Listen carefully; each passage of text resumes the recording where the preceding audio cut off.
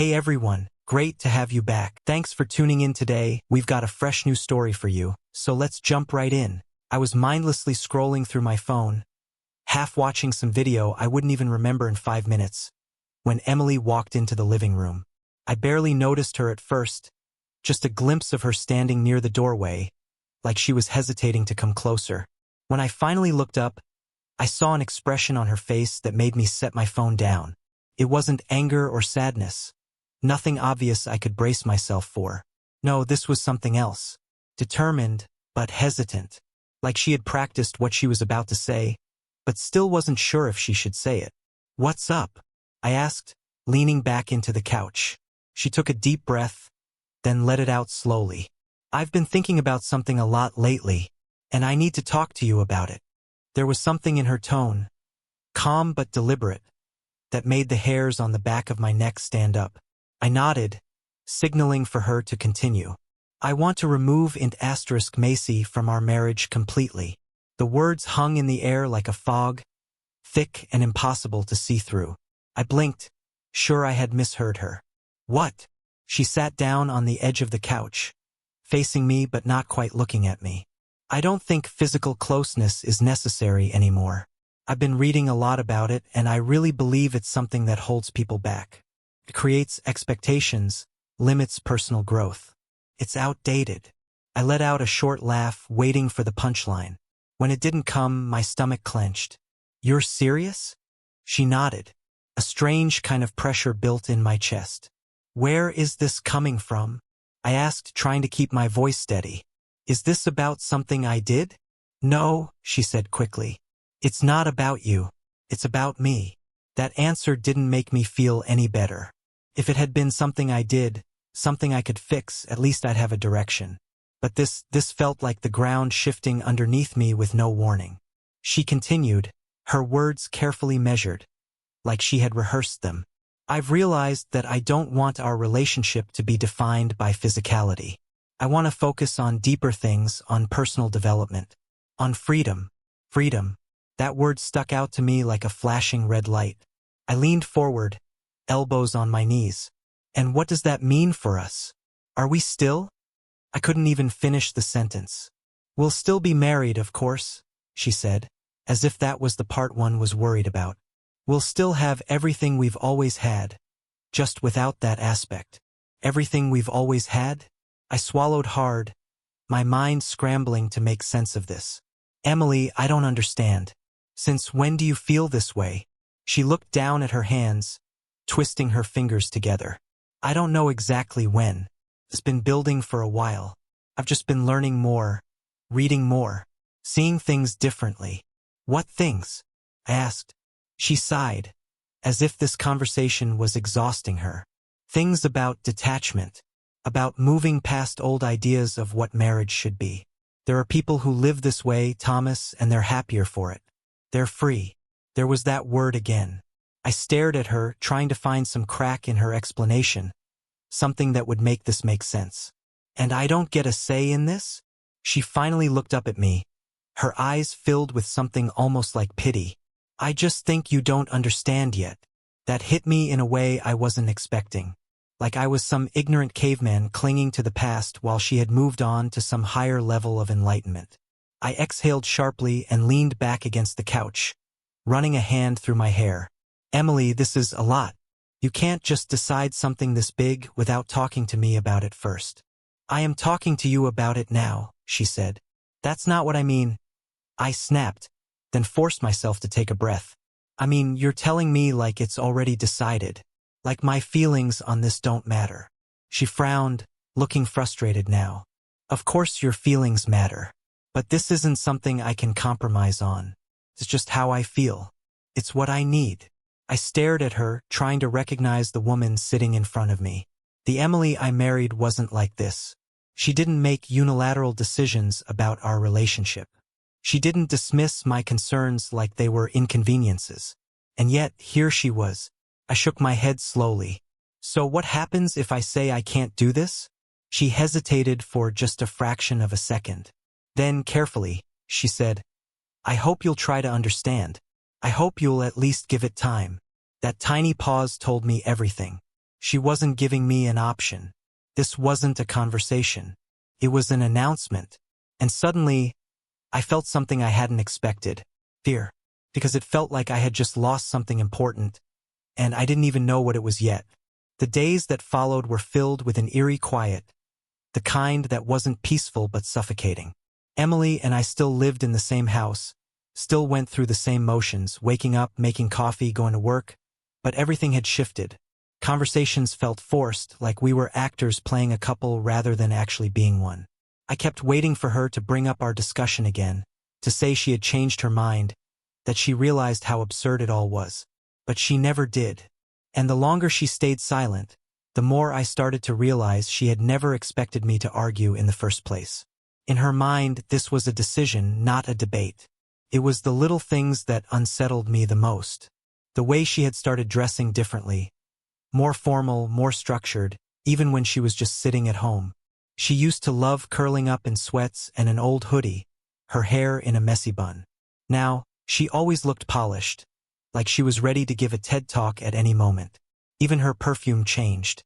The soft, familiar scent I had always associated with her was replaced by something sharper, more clinical. I noticed her phone was always in her hand, not just out of habit, but as if it was an extension of her. Whenever I walked into the room, she would subtly tilt the screen away, not obviously, but just enough that I noticed. At night, I lay awake, staring at the ceiling while she slept beside me. Though beside me was a generous way to put it. She had started sleeping closer to the edge of the bed, like she was trying to create distance even in her unconscious state. The first few nights, I told myself it was just in my head. But as the pattern continued, I knew it wasn't. One evening, after another silent dinner where we barely acknowledged each other, I finally broke. "You don't even seem like yourself anymore," I said, setting my fork down. She didn't look up from her plate. "I'm still me." "No," I said, shaking my head. "You're not. You dress differently, you talk differently. Hell, you even sit differently. You're always on your phone, always listening to these podcasts, these gurus or whatever, and you act like I'm just supposed to go along with everything like it doesn't affect me." She sighed, finally meeting my eyes. "Thomas, I know this is hard for you to understand. Stop saying that," I snapped. "Stop acting like you're on some higher level of thinking and I'm just too simple to get it." Her expression remained calm, but there was something cold behind her eyes. "I'm not trying to make you feel that way. I've been growing, Thomas. Evolving. I don't expect you to be where I am right now, but maybe one day you'll see what I see." I let out a bitter laugh. "And what exactly is it that you see?" She hesitated, then carefully placed her napkin on the table. "I see that traditional relationships hold people back. That attachment, especially physical attachment, clouds our true selves. That love should be about respect and understanding, not about possessiveness or expectations." The way she said it was so detached, so rehearsed. "Who have you been talking to?" I asked. Her expression flickered, just for a moment, then smoothed out again. "What do you mean?" "You're always on your phone," I said, leaning forward. "Always listening to those, whatever they are. Who is it? Is there someone specific? Someone who's been filling your head with this?" She frowned. "I'm not being filled with anything. I've been learning, growing." I exhaled sharply, shaking my head. "And what about us? Are we supposed to just live like roommates now? Because that's what it feels like. Hell, it's worse than that. At least roommates talk to each other." Her expression remained unreadable. "I don't want us to be just roommates. I want us to be partners in life, in growth." "Partners?" I scoffed. "Emily, partners actually share their thoughts with each other. They don't just make life-altering decisions and expect the other person to deal with it." She pressed her lips together like she was trying to keep herself from sighing. "I just need time. This is a transition." "For what?" I demanded. "What are you transitioning into?" She didn't answer. The conversation ended there, but the silence that followed was even worse. That night, she went to bed early, while I stayed up, staring at the blank television screen. My mind wouldn't stop spinning. I tried to pinpoint when this had started, when the Emily I knew had started slipping away. I thought about our last normal night together. The last time we laughed without reservation. The last time she reached for me without hesitation. It felt like it had happened in another lifetime.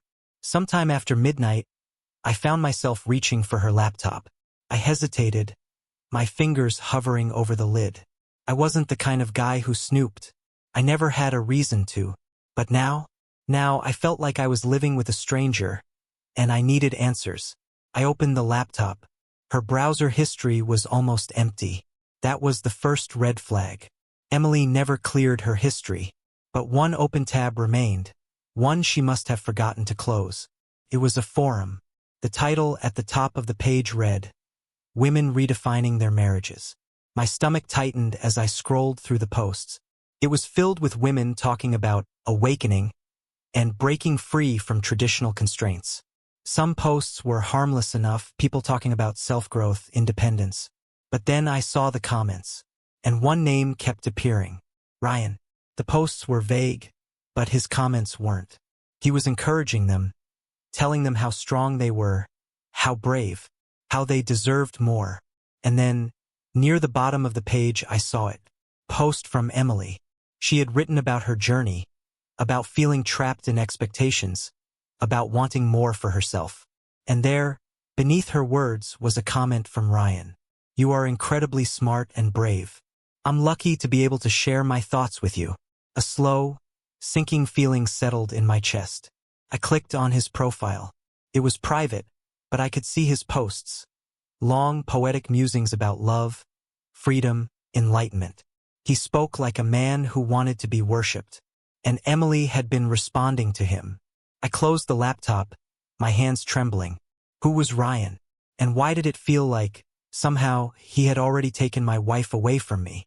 I sat there for what felt like an eternity, my fingers still resting on the closed laptop, my mind racing in 100 different directions. The room around me felt too quiet, too still, like it was waiting for me to react. I wanted to tell myself it was nothing, that Emily was just engaging in some harmless online discussions, but that comment from Ryan echoed in my head. "I'm lucky to be able to share my thoughts with you." There was an int asterisk Macy in those words that made my stomach turn. Not just the words themselves, but the way Emily had been interacting with him. The secrecy, the change in behavior, the way she had been pulling away from me. It all suddenly made sense in the worst possible way. This wasn't just about some new philosophy she had adopted. This was about him. I exhaled sharply, my pulse pounding as I debated what to do. I wanted to wake her up, to demand answers right then and there, but what would that accomplish? She'd just deny it. Say it was just talk, just harmless conversation. Maybe she'd even turn it around on me, say I was being paranoid, controlling. I needed more. I spent the next hour digging. I searched her messages, her email, anything that might tell me what was really going on. But she had been careful. There was nothing obvious, nothing incriminating. But I did notice something odd. A messaging app one didn't recognize, one that wasn't installed on my phone. I clicked on it, but it required a password, and after a few failed attempts, I gave up. I leaned back, running a hand over my face.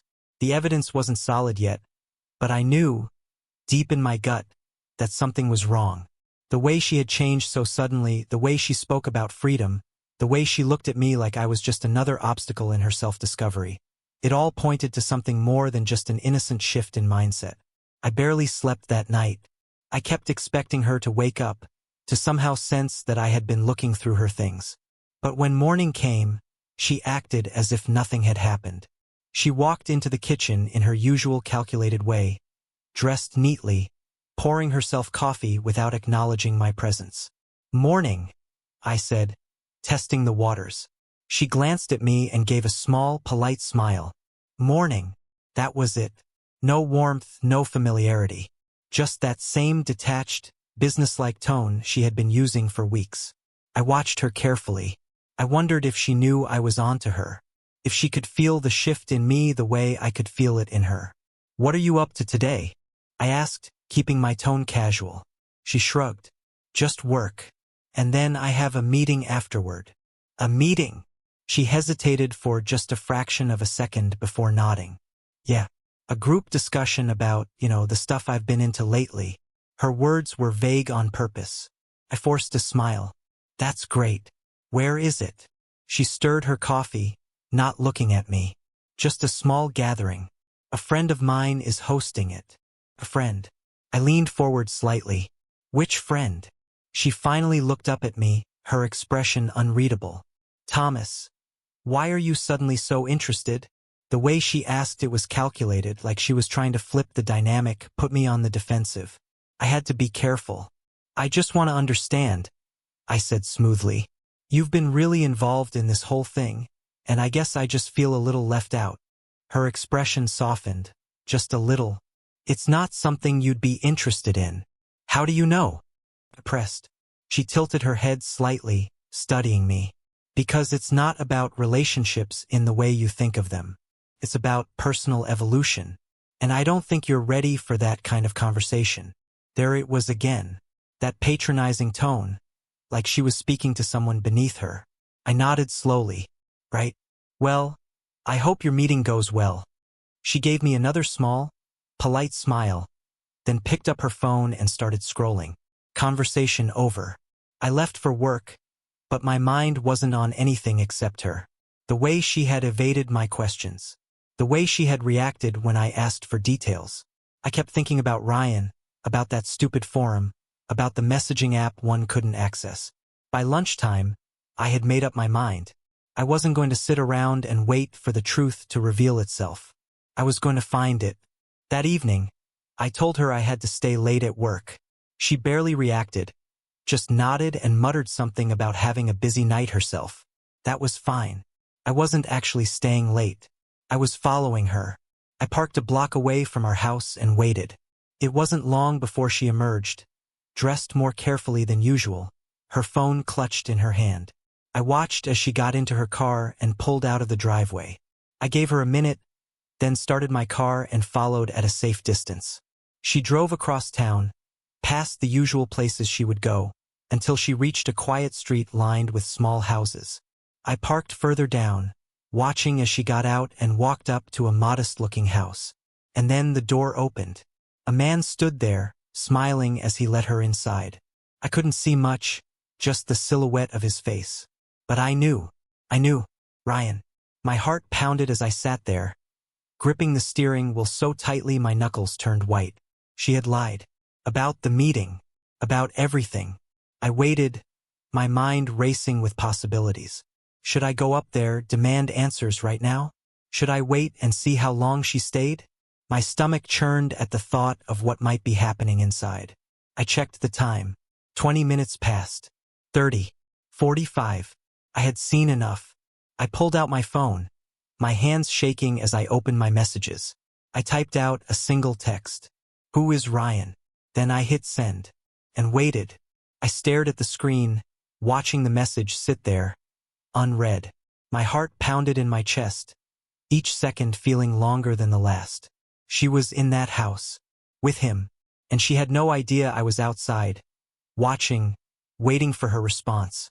Minutes passed. Nothing. I clenched my jaw and tightened my grip on the steering wheel. Maybe she had her phone on silent. Maybe she was ignoring me. Or maybe she was too busy with him to check. The thought made my stomach twist, and for a brief moment, I considered getting out of the car and walking straight up to that door, knocking, confronting her. But what would that accomplish? She'd deny it. She'd spin it. She'd say I was overreacting. I needed proof. I exhaled sharply and leaned back, trying to think. I had no idea how long she'd be in there, but I wasn't going anywhere until I had something concrete. I needed to see what was really happening inside that house. I scanned the street. It was quiet, lined with parked cars and dim porch lights. The house itself wasn't anything remarkable. Single story, small front yard, plain curtains in the windows. The blinds were mostly shut, but a small gap near the edge let out a sliver of warm light. I glanced around once more, making sure no one was watching, then got out of my car. My hands were clammy. My heart beat so loud it felt like it might give me away. I moved quickly but carefully, staying in the shadows until I reached the side of the house. I crouched near the window, keeping low. My breath was shallow as I slowly peeked through the gap in the blinds. There they were. Emily sat on the couch, legs crossed, leaning slightly forward. Her posture was relaxed in a way I hadn't seen in weeks, like she was comfortable, at ease. Across from her, Ryan sat in an armchair, his body angled toward her. He was older than I expected, maybe late 40s, with graying hair at the temples and an annoyingly self-assured smirk. They were talking. I couldn't hear what they were saying, but Emily was nodding, hanging on to every word he spoke. Occasionally, she'd smile, one of those small, knowing smiles like she understood something the rest of the world didn't. It made me sick. Then, she reached for her phone. I felt my own buzz in my pocket at the same time.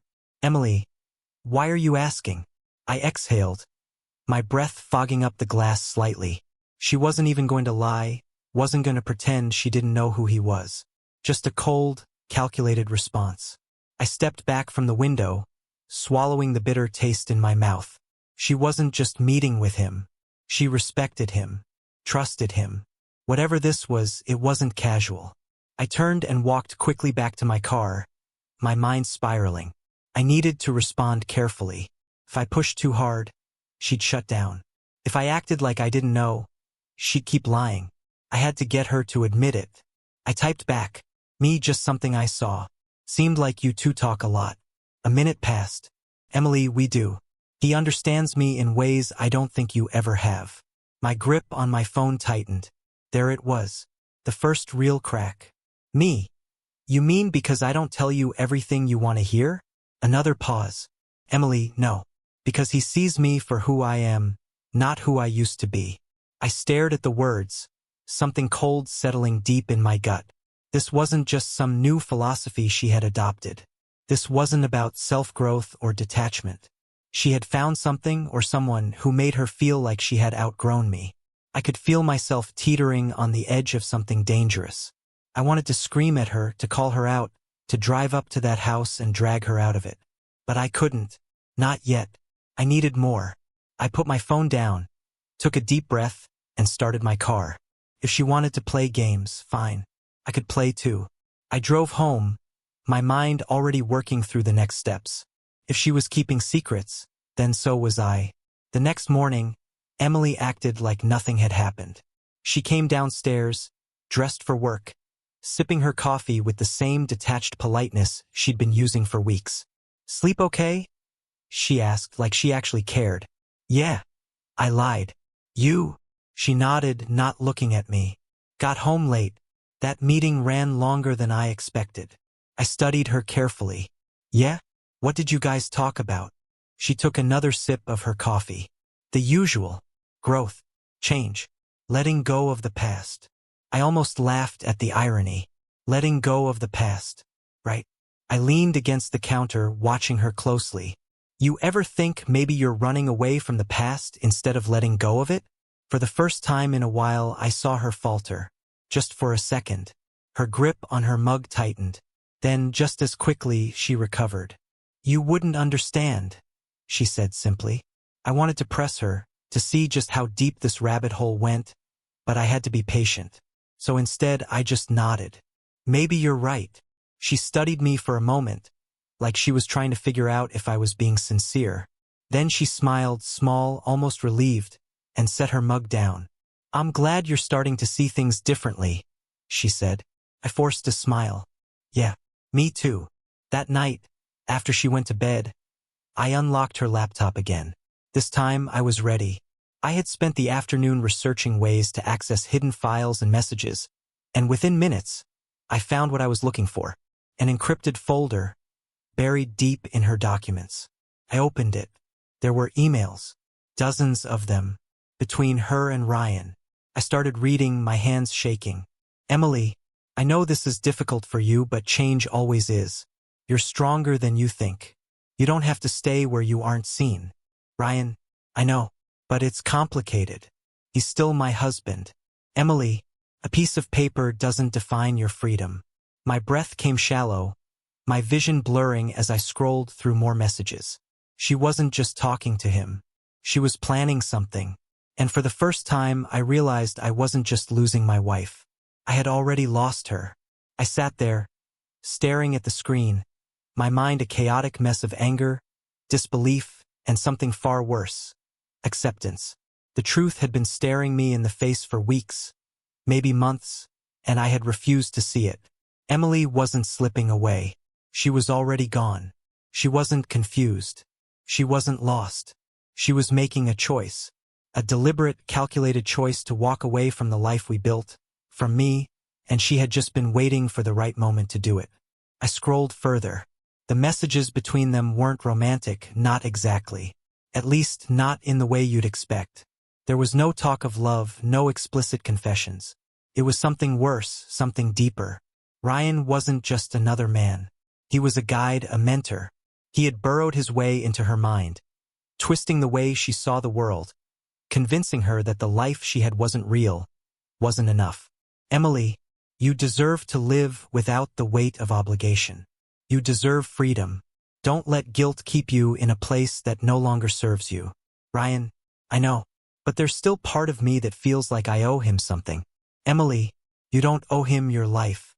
I clenched my fists so hard my nails dug into my palms. This wasn't some self-help philosophy. This was brainwashing.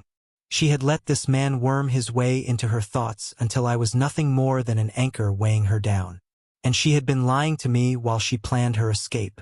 I closed the laptop, my hands shaking. For a long time, I just sat there in the dark, listening to the quiet hum of the house that no longer felt like home. Upstairs, Emily was asleep, blissfully unaware that I had finally seen the truth. I could confront her now, wake her up, demand an explanation, watch her scramble to spin it into something that didn't sound as awful as it was. But what was the point? I already knew what she would say. She'd tell me I was being dramatic. She'd insist that she hadn't actually done anything wrong, that she was just talking to someone who understood her. And that was the worst part. She actually believed she wasn't doing anything wrong. I exhaled slowly, trying to steady myself. I had two choices. I could fight for something that was already gone, or I could take back control. By the time I got into bed, I had made my decision. The next morning, I woke up before Emily. I moved quietly, deliberately, gathering what I needed. A suitcase, a few essentials, nothing more. I didn't want a scene. I didn't want to fight. I just wanted out. I was in the kitchen pouring coffee when she finally came downstairs, stretching, her hair still messy from sleep. She looked at me, then at the suitcase by the door. She blinked, her groggy expression fading into something unreadable. What's going on? I took a sip of coffee, then set the mug down. I'm leaving, she frowned. Leaving? For good, I clarified. Her face barely changed.